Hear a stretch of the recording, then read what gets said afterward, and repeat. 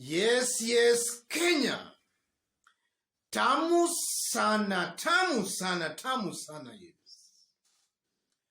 Some few months ago, about 5 months ago, all opinion polls were indicating William Ruto way much ahead of Raila Odinga.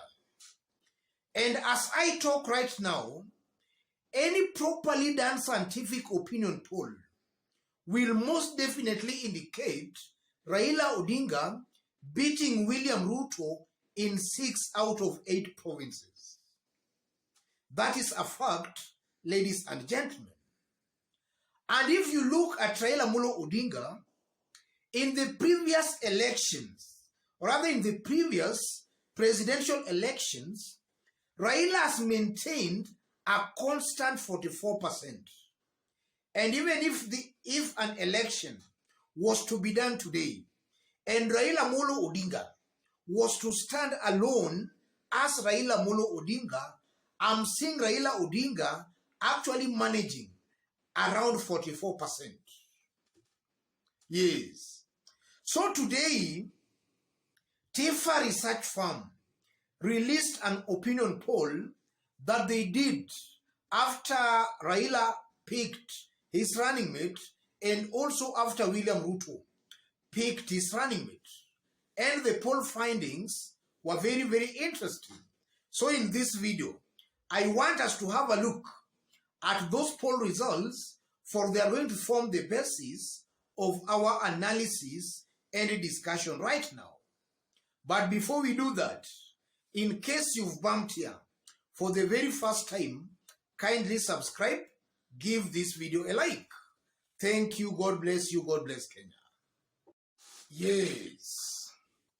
Today morning, Tifa Research Firm released an opinion poll after the top candidates picked their running mates.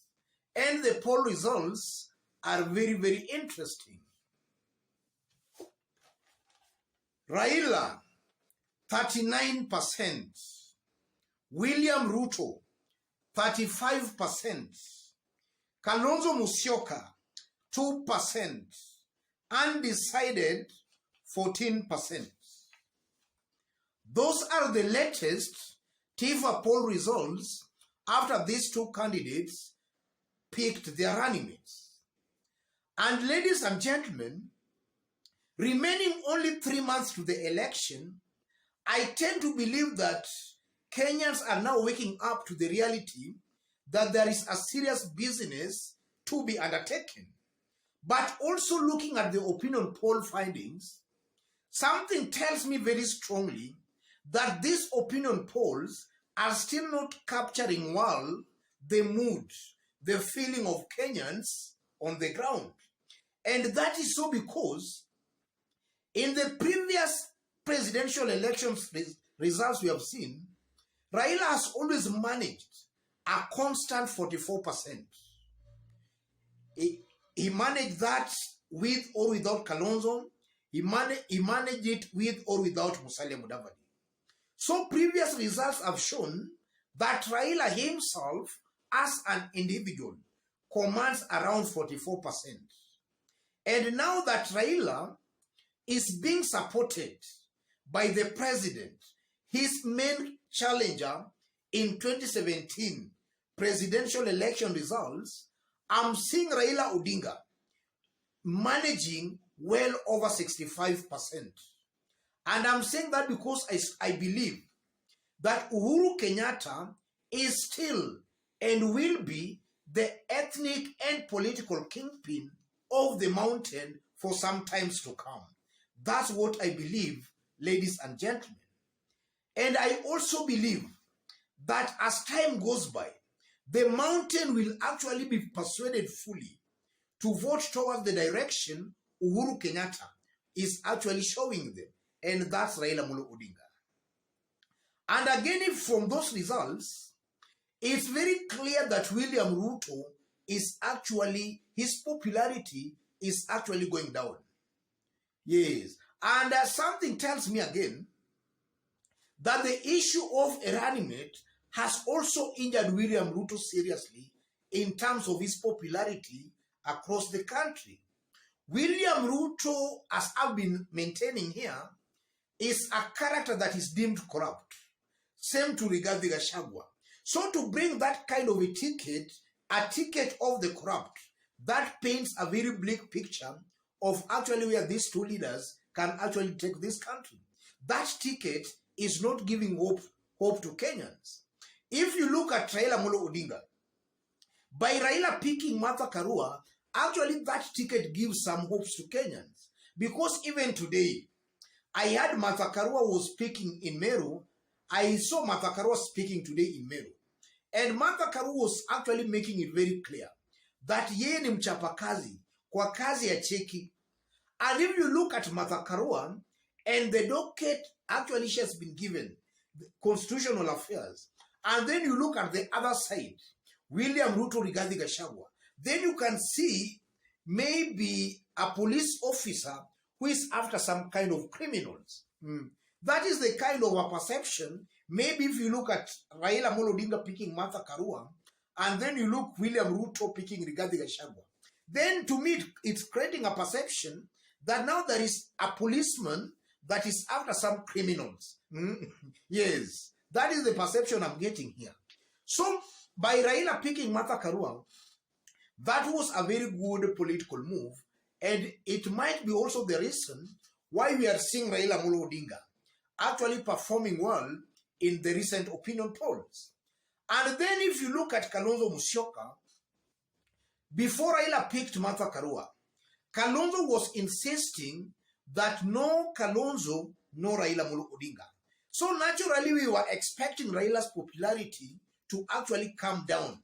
But now after Raila maybe picking Karua and maybe snapping Kalonzo, we are actually finding Raila's popularity rising. That's an indication enough that Kalonzo Musyoka might actually be overestimating himself. And if Kalonzo maybe is not careful, he might actually find himself isolated even within his own, rather in his own Kamba backyard. And I'm saying that because if you look at Ukambani, something tells me again that the Kamba nation already, they have made up their mind on the person they want to vote for. So for Kalonzo maybe to keep on flip-flopping, I tend to believe a good majority of Kamba population are losing faith. They are losing trust in Kalonzo Musyoka. And that can actually lead into a good majority of them actually rebelling against Kalonzo Musyoka. And when I look at Kalonzo Musyoka, the way he's behaving, it reminds me of Simeon Nyachai in 2002. In 2002, Simeon Nyachai contested for the presidency, and the entire Omogusi nation voted for Simeon Nyachai. Then as time was going by, or rather as we were approaching 2007, Nyachai actually started misbehaving politically. And at a point, actually his own constituents rejected him. I'm seeing a similar situation maybe with Kalonzo Musyoka. In 2007, the Kamba community actually voted for Kalonzo to the last person. But Kalonzo Musyoka has been misbehaving politically. Yes, saying one thing today, tomorrow is saying completely a different thing. As it is, we are only left with 3 months to the election. Kalonzo is still undecided exactly what to do. So I'm seeing a high possibility. Whereas Kalonzo continues maybe playing ping-pong games with this Kamba community, I'm seeing a good majority of them actually making their stands known. And I'm seeing a good majority of them actually rebelling against Kalonzo Musyoka. And also from these results might also be a warning shot to Kalonzo Musyoka. That Kalonzo might actually, if he's not careful, he might actually find himself in the opposition. So he has actually to make up his mind in good time to align himself with a side that is most likely going to win in this year's presidential election. And then those results are also very interesting because for the very first time, I'm seeing a candidate maybe being supported by the government actually leading in the opinion polls. In the previous presidential elections, Raila Odinga was mainly leading in the opinion polls.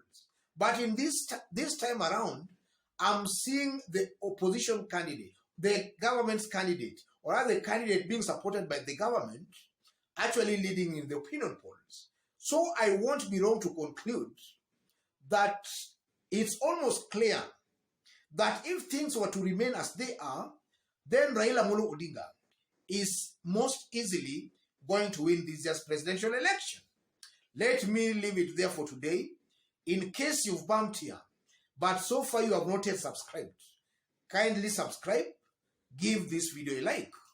And to our fans, our subscribers here, I'm very much humbled, very grateful for the kind of support you are giving me here. God bless you. God bless Kenya.